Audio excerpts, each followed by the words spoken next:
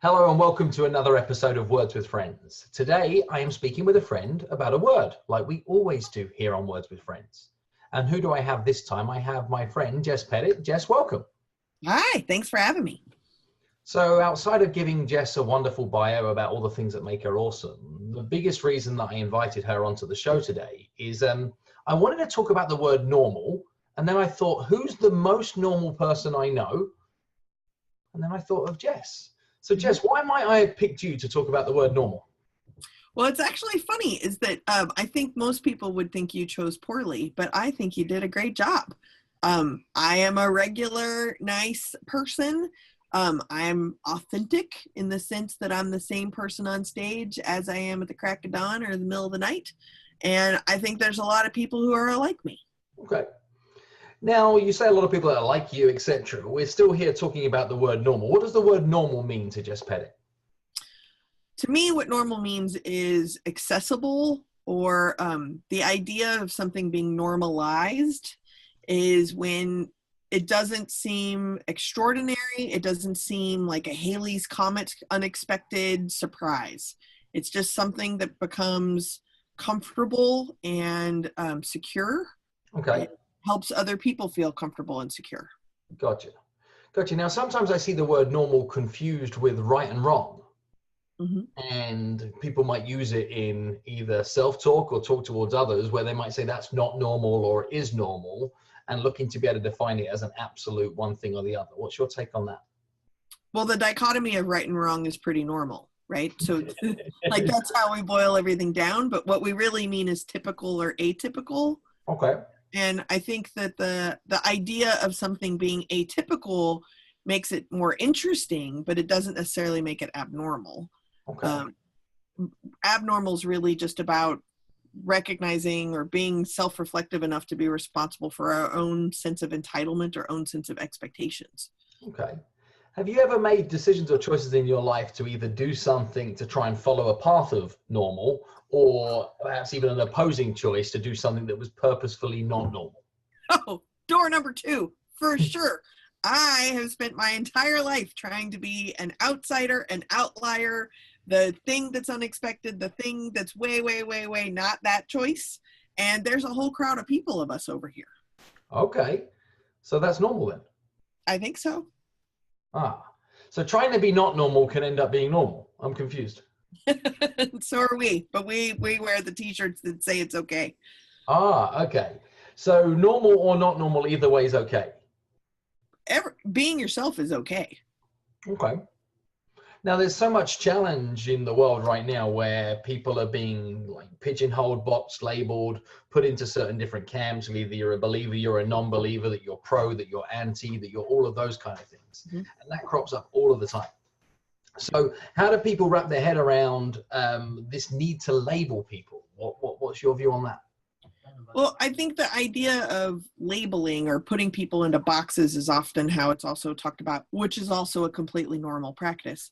But I think the idea of doing this really helps us be able to feel safe and secure.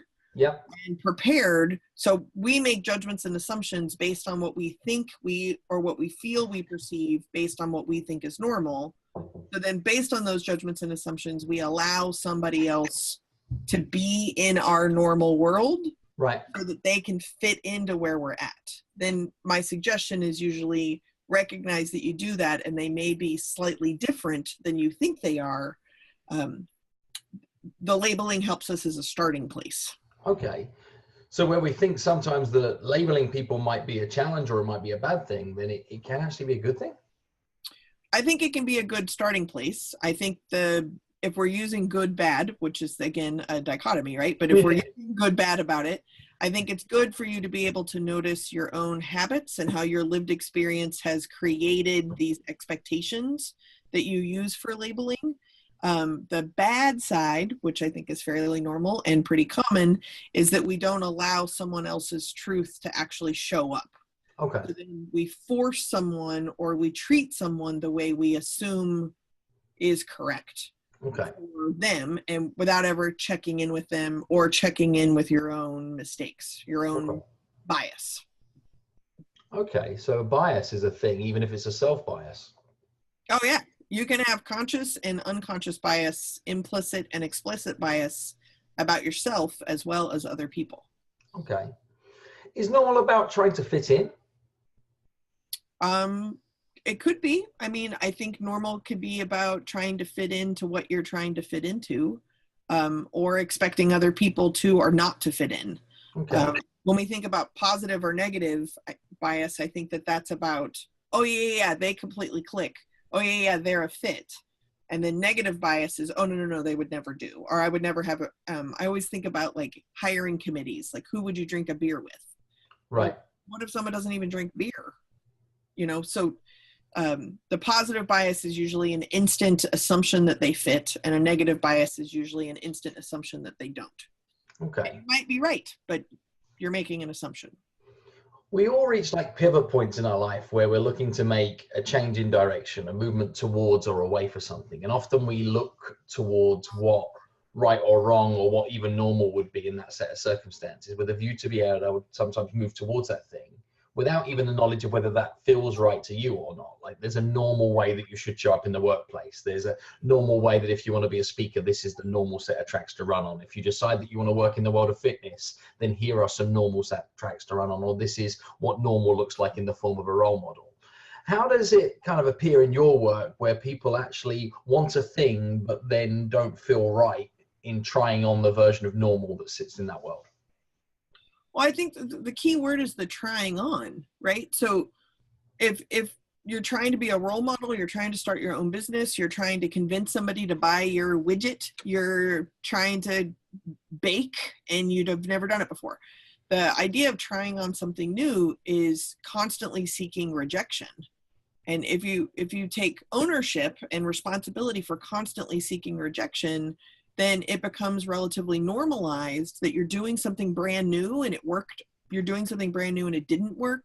You're doing something new and you got to some place where you didn't know what to do. But that trying on piece is where I think the most innovative and creative thoughts happen, where all of us, even if we're doing exactly the same thing day in and day out, at some point in time, somebody else has to do that same thing a different way in order for it to improve and get better. Okay. So it's being brave enough to try, it's being putting yourself into those situations where you give it a go, and if it doesn't feel right, then trying something different? Sure. Okay. Now, answer me this as well, is from a kind of normality point of view, if I'm at a crossroads in my life and I'm trying to put myself into a new direction, what do I look for? How do I decide what to do next in those tough times? Well, I think that what's interesting about it's almost a trick question, right? So I don't think you meant it as a trick question, but what means a tough time for somebody may appear to be much more of a struggle outside to someone else, or the flip, right? Like when we're talking about social media, people may see this completely perfect thing and there's really a struggle happening.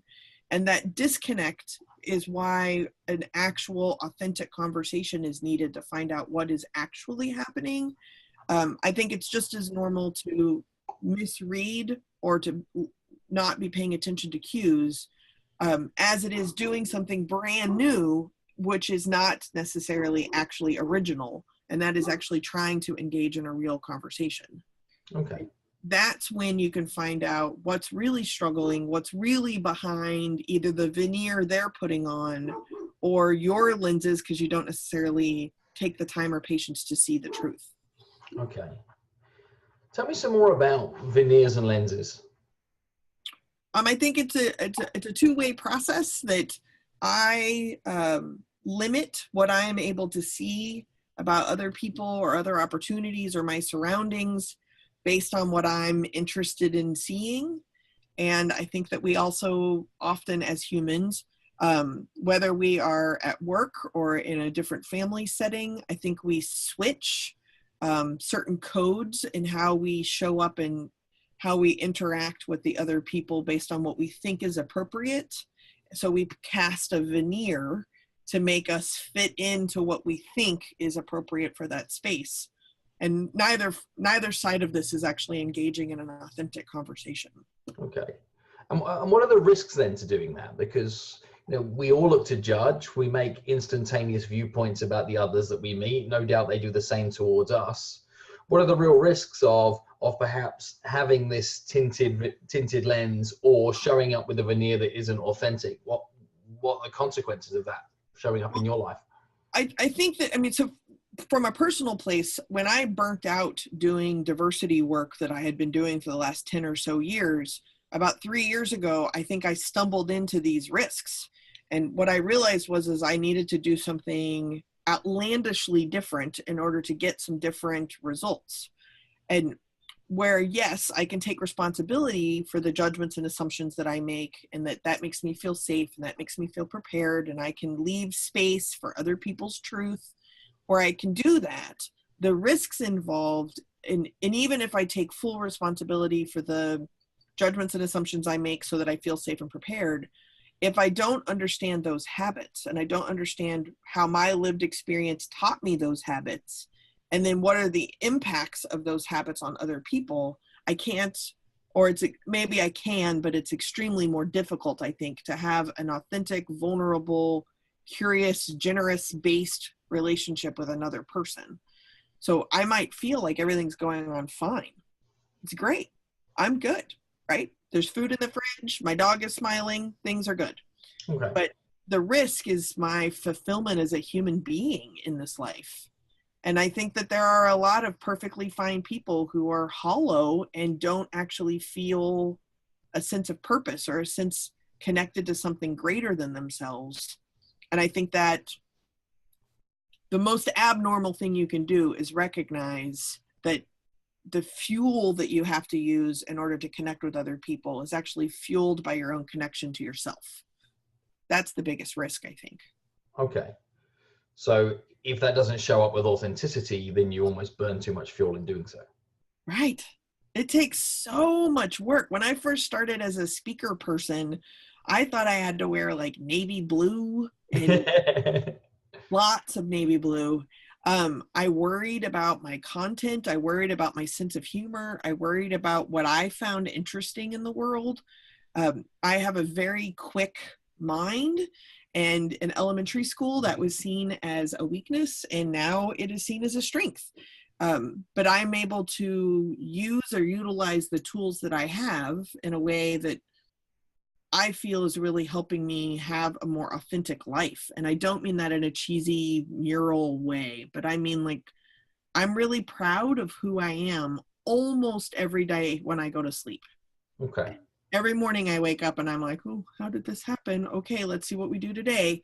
And it's a goal of mine to be able to be proud of what I've put out into the universe that day. Even on days off where I just like Netflix, right? Like, great. That's what I needed that day. Okay.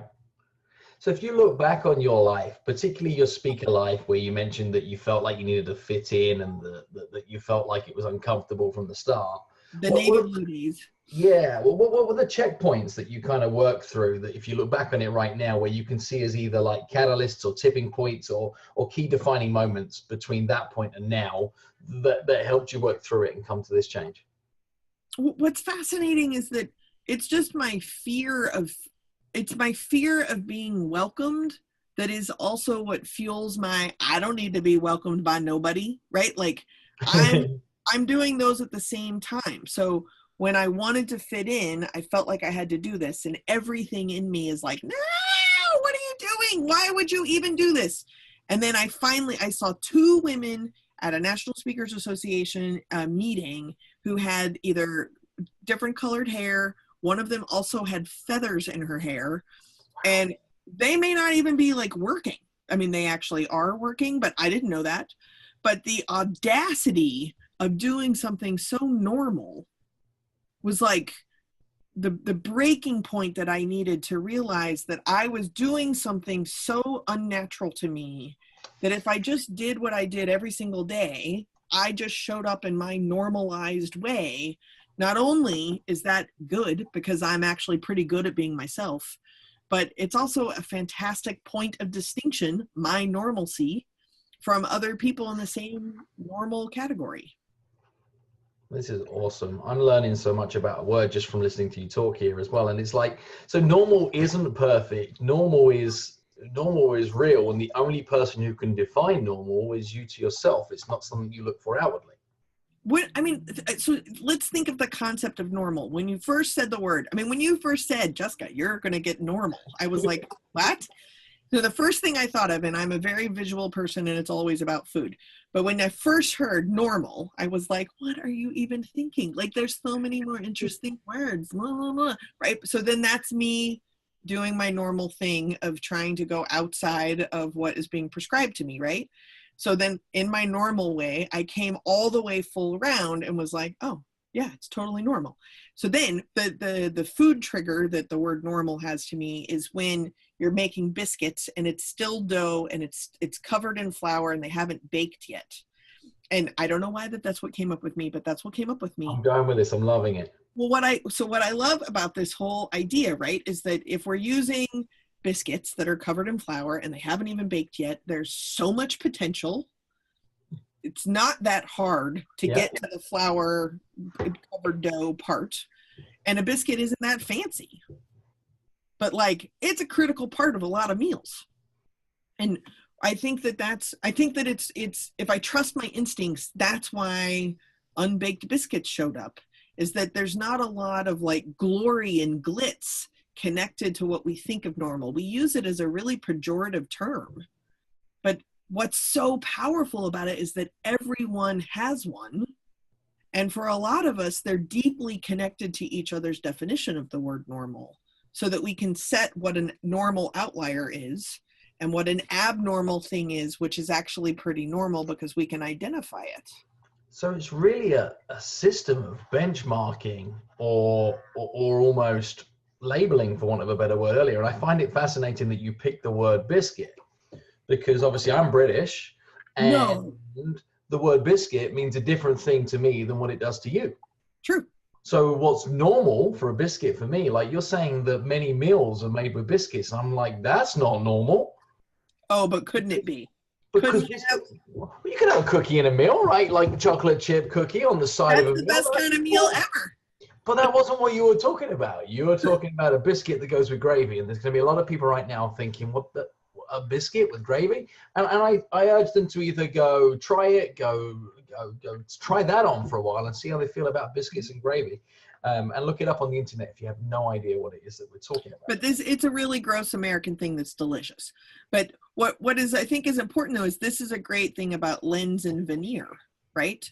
Is that I am originally from the South part of the United States, where Southern biscuits is like a religious experience. Right. It's a thing. It's a thing, but it is not a thing everywhere else. But what is completely ubiquitous in one place, if we flip to cookies, which is more likely to be biscuits that you're thinking about, if I call that a cookie, we're still talking about something that's ubiquitous. We've just expanded what we mean. There's a lot of places in the world that don't have cookies or biscuits. Right, and equally confused by the concept of both. Right, but can we, what I think would be the most normal thing to do would be to sit down and have this conversation. Instead, what happens is you're wrong. So what happens is when something doesn't fit your mold, your vision, your version, then it can create a conflict amongst people. Right, like why do I need to tell you to call it a cookie? Right, it doesn't matter, right? That I think this is the point. So we're talking about acceptance here and understanding. Or just recognition that other people do stuff in a different way, and your way of doing things is what you think is normal. Their way of doing things is what they think is normal, and look, they're both normal. So then we get back to typical and atypical, right? Like, so normal's not a lens. I'm seeing normal's a mirror. Like it's not something for you to be able to see through out into the world. It's something that should look back at you, and it's your safe little bubble. Mm-hmm. It isn't a tool to be able to pass judgment on anybody else. And this is quite liberating, actually, because the world chases a version of normal with a desire to be different. Right. To me makes absolutely no sense. And then social media exaggerates this too, because everybody's looking at everybody else's what else, what if, and how abouts, and causing immediate judgments about what what they think about those people in the world, and then trying to say, I want to be more like that, assuming that what they see or what they think is that other person's normal and they want to swap their versions. Right. I mean, even when I was pontificating about biscuits being dough covered in flour before they're baked, talking about meals, there's got to be something in you and your other listeners that are like, what is she talking about? Of course. And you probably had to decide, am I going to ask her about this? Am I going to bring this up? What are we talking? And I didn't know we were going to talk about biscuits, right? Right. But that's the piece, that inner dialogue. We're responsible for that piece. And we can use very easy tools of actually engaging in a conversation that would elevate our relationship in a way, but often we choose not to do it. We kind of hide behind this like fear of rejection or fear of misunderstanding or trying to fit in or not fitting in, and write a very complicated story about what could happen if we do something and then we don't do it. Okay. That has been normalized, but it doesn't help elevate our relationships. So normal is a comfort zone or a safety blanket. Well, you said something else I think is important. So if we do this mirror idea and we do the safety blanket idea, like Right. where it seems like you're mixing metaphors, what's going on? Right. It's a dance between both a perception and a validation. So a mirror is all about self-perception. Yeah. But you're also really dependent on other people perceiving how you are, because then that validates your own self-perception. So there was a video that I saw on Facebook this week of a man who, at the end of the video, he's crying in his car. At the beginning of the video, he's sitting at a Wendy's across from an older woman eating a Frosty, asking questions about like, who are you? Do you have any children? Are you married, etc.? And the woman's like, no, I have no idea what you're talking about. No, why are you asking me these questions? No, I don't have any children. And when he gets in his car and breaks to him crying in the car, that was his mother. And he's like, I feel like my mother died today. But his mother has Alzheimer's, and it was the first time that his mother really had no recollection of who he was. Wow.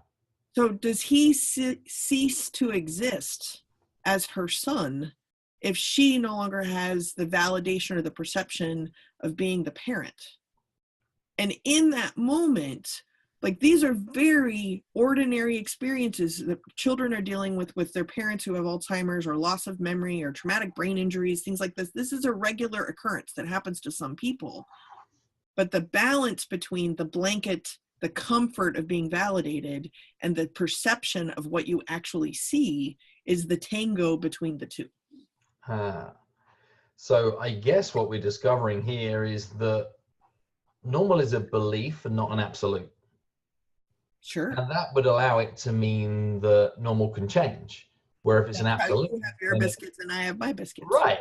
But I can take influence from your biscuits and I can learn to love both. And guess what happens is through this acceptance and understanding of others, then that version of new normality that can be recreated and organic at all periods of time can grow in one direction or it can grow in the other. That's interesting.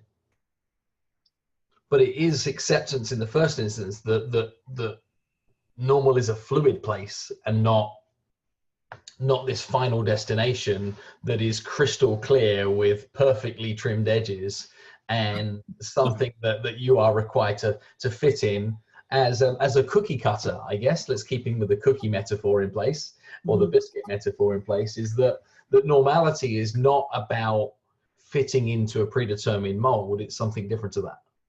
Yeah. I mean, I know like physical fitness is an important thing to you. So the example that I typically use is yoga. Yeah. So I evidently am quite good at yoga. And every year when I go that one time, the instructor is always like, wow, you're surprisingly flexible. And as a larger person, I think that it's shocking. It's good for my ego. And then I don't go back. Like, imagine how good my yoga practice would be if I actually did it on a regular basis.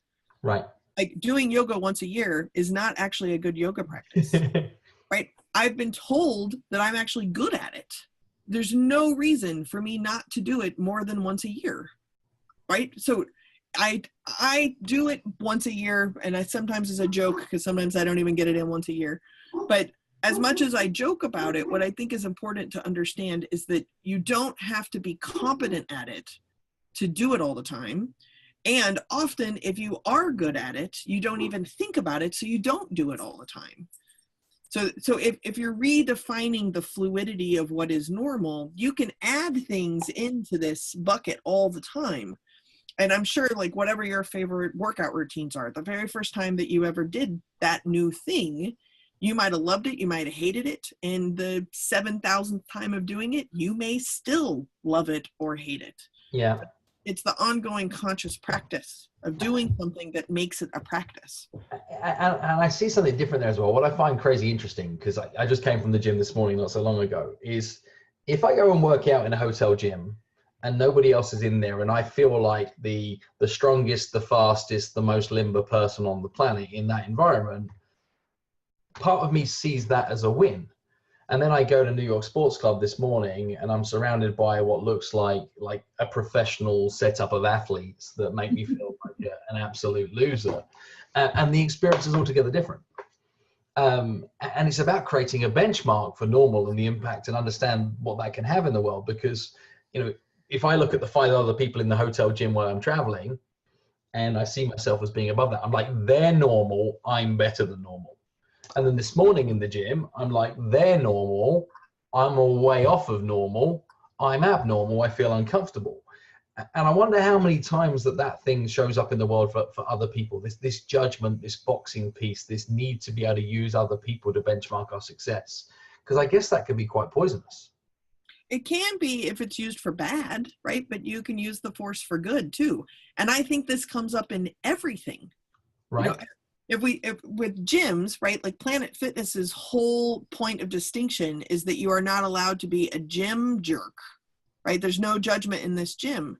But when you're in the gym, you still know if you're performing better or worse than the person next to you on the treadmill.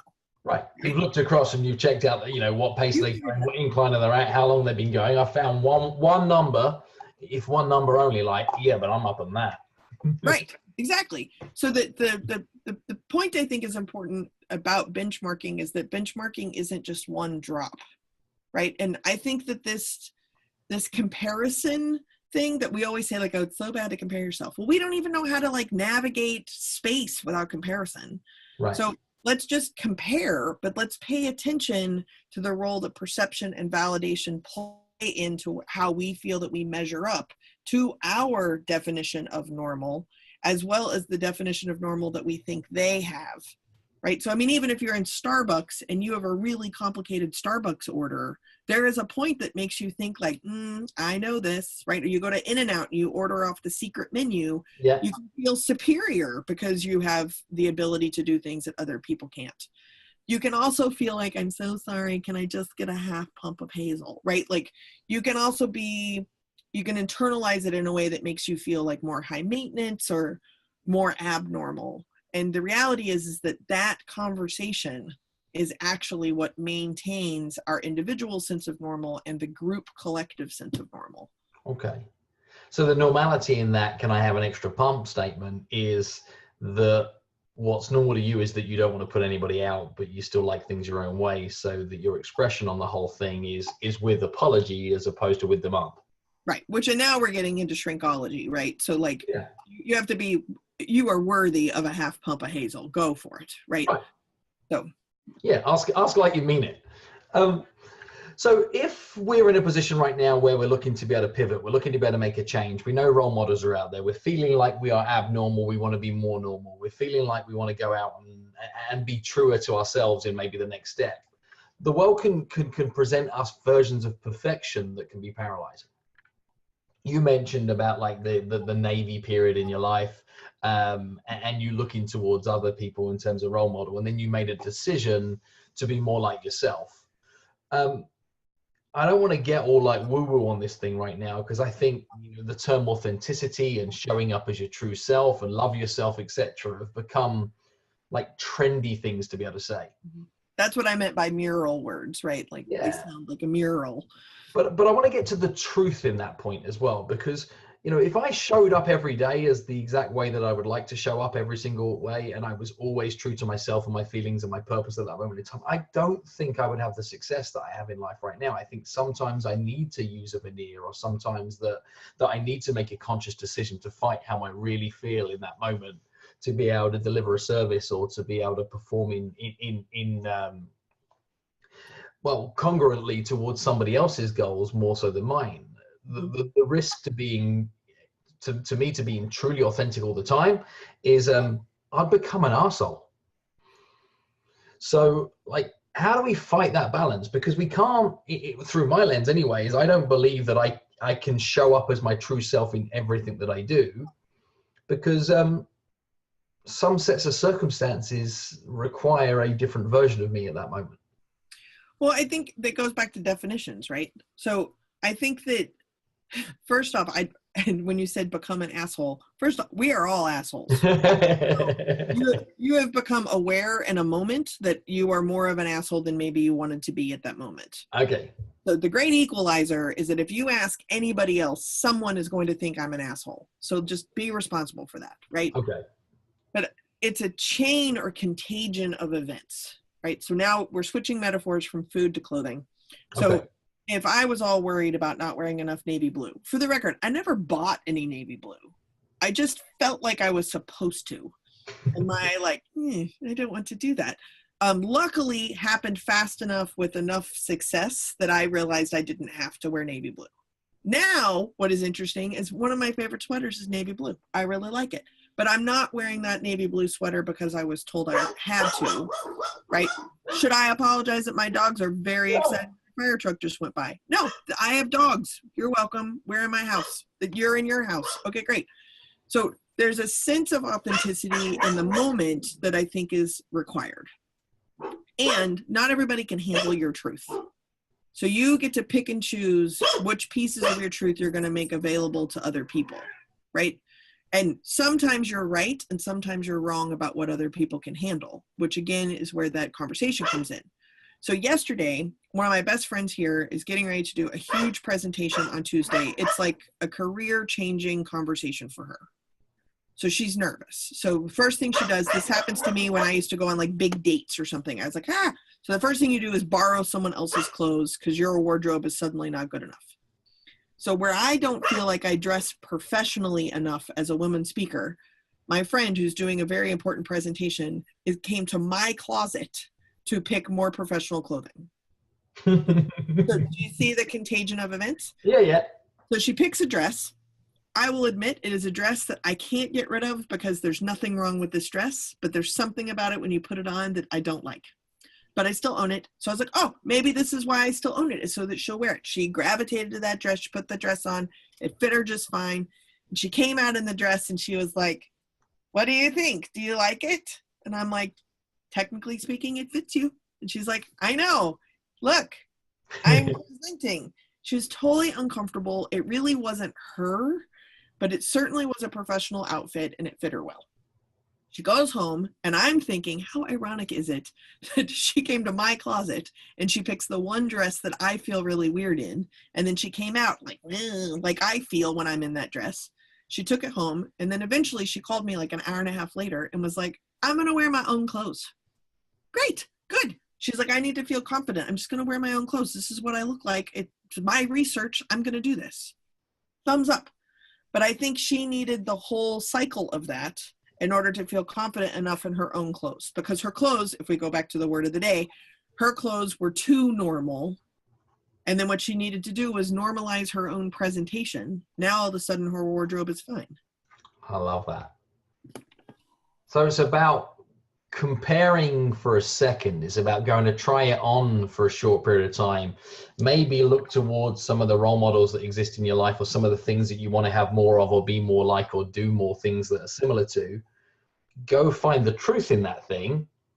Get as close to the truth as possible. In this scenario, actually living in the thing for a few minutes, and then making a decision saying, is this my new normal, or shall I migrate back with the knowledge and the experience to say, actually, I've just found some more confidence. It's kind of a negative role model type piece. like, what am I doing here, right? What am I trying to normalize here? And what she was trying to normalize was the abnormal thoughts she had about the presentation.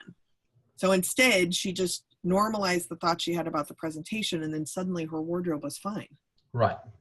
And I guess that's the other thing, when a lot of change goes on in our lives, that what we try to do is we try to make additional changes alongside that. Yet in this story here, it was having the confidence to be able to stand by the things that actually truly made her feel comfortable in the moment, that allowed her to go and do something that was demonstrably different and something that was more fearful, because those things became a crutch to them. And you know, I remember when I started in my speaking career, one of the things that made me feel more confident and comfortable was a well-fitting jacket. I started speaking when I was ridiculously young, and I had like a crazy baby face to go with it.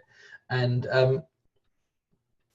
having a jacket with shoulder pads in it made me feel like I had some additional superpowers. It was like a coat of armor or a cape. And it only took me to kind of probably 3-4 years ago for me to confidently present in different sets of circumstances in a t-shirt or just a button down or anything that way around, because normal for me was a jacket. Without that, I'm like, I'm not ready. Like I can't do this without that, because that's part of the act. So I suppose experience allows you to be able to go through change, seeing what other people have, and accepting that what was right one day isn't necessarily right the next. This is super interesting. I find it crazy the way that we try to normalize everything and want it to be neat and tidy, when really it's a scrappy mess, isn't it? Mm-hmm. Well, and I mean, if we take self-employment, right, is that if everything we do is about, and maybe not even self-employment, like trying to sell something, right? If everything we do around branding is around making a point of a distinction, either from our function or the problems that we solve, of how we are different, and then we package ourselves in exactly the same way, aren't we making it harder for other people to actually get their problem solved? Yep, we sure are. But you do some things that are demonstrably different, right? Like you did this crazy video. Tell me about this crazy video you did, and then what happened with it. Which one? There's so many. Yeah, you know the one. Well, I don't actually know which one you're talking about. I wanted to see if you knew the one, but I mean the one where you teach us how to fold. Oh, the folding one. Okay, see, I didn't know. Yeah, so the video that you're referencing, because there's a number of them. I did a series a couple of years ago. Somebody asked me, what problems do I solve outside of diversity? Right, so like, you're a diversity person, great, but what other problems do you solve? And it really stumped me, because I had put so much of my quote unquote expertise into this one basket, I couldn't figure it out. So I started calling it Jedi skills and was looking for my Jedi skills. And so the first one that I did was, these two are not as popular, so it's the third one that you're referencing. But the first one that I did was how to eat a pizza roll, Tony's pizza rolls. Yeah. So they are like breaded pockets of lava salt. And when you cook them, the first bite, you were going to burn the roof of your mouth, right? So that was the first one. That's my personal favorite, but not as popular. The second one was about chapstick. I don't tend to lose things, and so I use the same chapstick until it's empty. Everybody else loses their chapstick, so they didn't know what the bottom of the chapstick looked like. As you can tell, not as riveting. Then finally, I was like, okay, I need a third one, because I like things in threes. And what I realized is that I can fold a fitted sheet. And that is the video that went like through the roof. Now, you have sheets behind you. Fitted sheets are not a unique thing, right? But what is unique is evidently this struggle. So the struggle is either this kind of like roll and tumble, shove it in the closet, hope the door closes kind of system. Or I have also learned you just own one. So then it's in the wash or it's on the bed. That's a pretty handy one, I thought. Or the third one is you actually know how to fold the things. What's interesting about your jackets with shoulder pads is it's actually the same concept. When I teach people on airplanes this all the time, of how you should fold your jacket appropriately before you put it in the overhead bin so it doesn't get dirty. So you put your hands in the shoulder pads or in a fitted sheet in the corners, and you fold it and flip it over on itself. So then it's one piece. Yep. That is the basic thing. So I made this video about folding a fitted sheet. And I wouldn't say that it went viral outside of my kind of fan club, But inside my fan club, it went berserko. And so since then, I think it's been like 3 years now, every time I speak, at some point in time, I include a joke that says that I have 2 skill sets. This, which is whatever I was hired to do on the stage, and folding a fitted sheet. And about half the audience gasps with glee because they need to know this. And then when they subscribe to my newsletter or take my survey or whatever, it's the first video that goes out. But most of my referral business doesn't come from the person who saw me and got the video, because at the end it has like a call to action. But it's that they shared it with their friends that didn't see me. So then people don't even remember how they got referred to me. They just know, 1, they need to hire me, and 2, I can fold a fitted sheet. And it's become a thing. It's a real thing, and I love you for it. It's become a normal thing is what it's become. Well, even when I saw it the first time, I'm like, of course Jess did that. That's pretty normal for Jess. It's not a crazy bonkers thing. That's normal. Yeah. Okay. Now, you wrote a book called Good Enough Now. Yes, that is true. And I love it. I love the premise. I love the book. I love the way it's put together. I love how fun it is as a read. For the benefit of anybody listening in, give us like a 3-minute snapshot of what Good Enough Now is all about. Sure. So I call it a subliminal diversity training disguised as a communication or self-reflection book. That sounds like it's just bamboozled and confused me. So give me more. Yes. I know. So I'm a diversity person if I'm ordering a Taco Bell. So there's a lot of examples in there that are about identities and power and things like this. But basically what it boils down to is how to avoid burnout when you are really disinterested in engaging in any more conflict or difficult conversations. And the subtitle, I think, says it all, which is doing the best you can with what you got some of the time. Some of the time is beautiful. Mm-hmm. Do the best you can with what you got some of the time. I got 3 questions for you before we call this a wrap. Now, one is, hypothetically speaking, if I'm feeling in my life that I'm not normal, what does Jess say to that person? You can be as elaborate as you like. Well, I think it's common to not feel normal. I think the worrisome piece is when the commonality doesn't feel like it's connected to a community. So when not feeling normal can feel more and more isolating and more lonely. I think there's a lot of mental health reports and a lot of evidence that really shows that the sense of isolation and the sense of loneliness can be completely insurmountable. So I would notice when you want to be alone versus when you're lonely, very different things. I can be in a room full of people and feel lonely. Yeah. And I need to be alone, even though I'm a huge extrovert sometimes. But feeling abnormal means that you haven't found your folks. And in order to do that, sometimes you're going to have to ask for assistance. That assistance can come from your friend Google. That assistance can come from other people. It may come from one person that you've noticed, but you haven't figured out how to like, hey, you're a weirdo like me too. They may not be interested in being a weirdo like you, but at least you have one other person to kind of hang your fellow hat with. Yeah. That's important. And it's important to notice when you're slipping into loneliness versus slipping into aloneness. And then be abnormal. Fly your freak flag. They're being sold in bulk. Love that. So I said I got 2 more questions then after this one. One is what do you want to ask me on this subject? I like throwing myself under the bus in these interviews sometimes.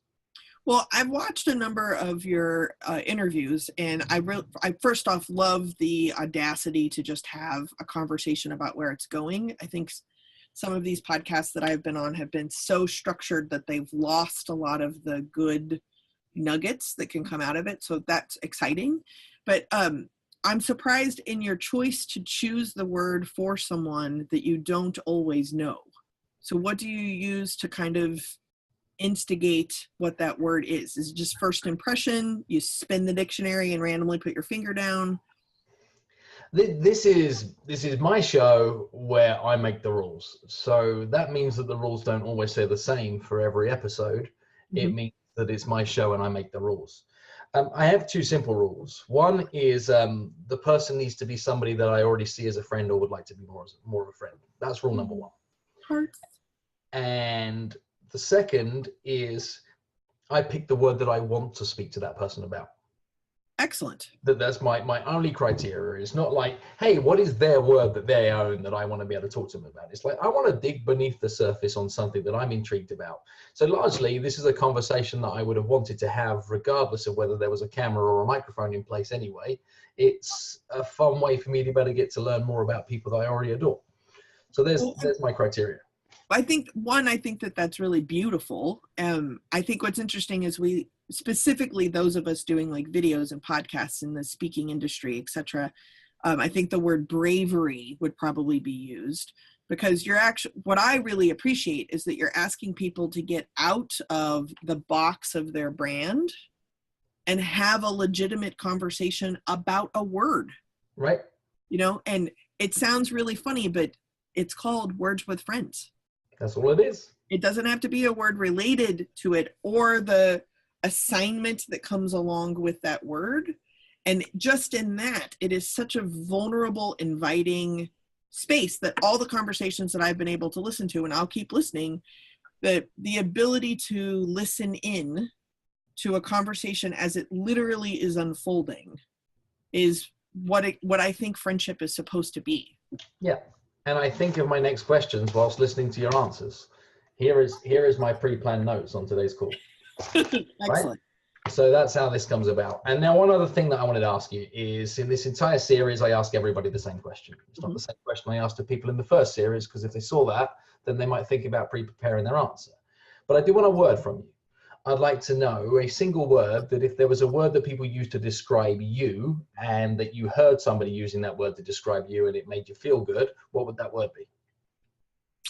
One word, you tricked me with the second part of the question. So the word that people use to describe me all the time makes me roll. A word that you would like people to use to describe you that would make you feel good. Oh, that's even better. I did not hear that the first time around. Something that probably, can I cuss on this? Of course you can. Something that involves like a derivative of the word fuck would be amazing. That'd be the highest compliment ever, I think. I typically get funny and like I'm aware that I'm a pretty funny person, but the comments that I get that stick with me the most that I would love to see more of is when they have to invent a new word. They have to create a derivative because it's almost like being speechless, but they're compelled to say something. Okay. I like people to make up words to describe you that in some way drop an F-bomb. Yeah, that would be like the unicorn glitter part, is to include the F-bomb. Yes. Absolutely. And the best part of your answer there is that I interviewed Jon Acuff as the first person in this series the other week. And John's word, his word of desire, funny. So a word that you said that you do not want is a word that somebody else strives for. So I find that a beautiful thing too. And that, I mean, to me, that is Words with Friends, right? Yeah. So, yeah. So Jess, thanks for being on board. Thanks for giving some of your day to me and to everybody else who's listening. Thanks for allowing me to get to know you even better and for us understanding less about the word normal. Absolutely. Thank you very much. You knew exactly what to say.